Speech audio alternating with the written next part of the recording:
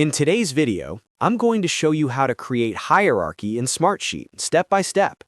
If you're managing projects, tasks, or workflows in Smartsheet, hierarchy is one of the most powerful features you can use to organize your data clearly and professionally.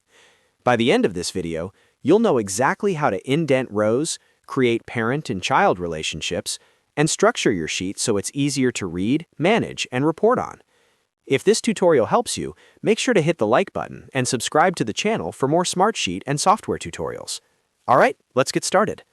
First, log into your Smartsheet account and open the sheet where you want to create hierarchy.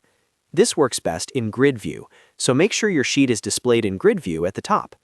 Once your sheet is open, take a moment to review your rows and decide which items should be parent rows and which ones should be child rows. Parent rows usually represent main tasks, phases, or categories, while child rows represent subtasks or detailed items under those main tasks. Next, select the rows or columns you want to organize into a hierarchy. Typically, you'll be selecting rows rather than columns. Click on the row number on the left-hand side to highlight the row you want to turn into a child row. You can select multiple rows by holding down the Shift key or the Control key if you're working with several related items at once. Once your rows are selected, look up at the toolbar at the top of the sheet. You'll see two important icons, indent and outdent. To create hierarchy, click on the indent button. As soon as you do this, the selected row will move slightly to the right, making it a child row under the row above it. This visually creates a hierarchy where the top row becomes the parent and the indented row becomes the child.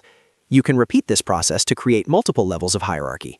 For example, you can indent a row under a child row to create a subchild. This is extremely useful for complex projects where you need multiple levels of tasks and dependencies.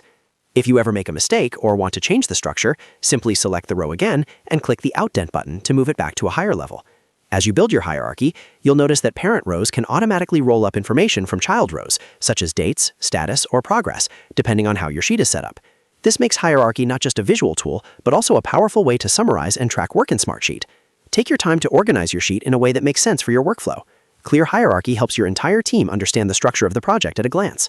Once you're done creating your hierarchy, review your sheet to make sure everything is properly aligned and easy to follow.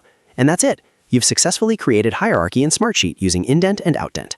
If this video helped you, make sure to hit the like button and subscribe for more easy Smartsheet tutorials and productivity tips. Thanks for watching, and I'll see you in the next video.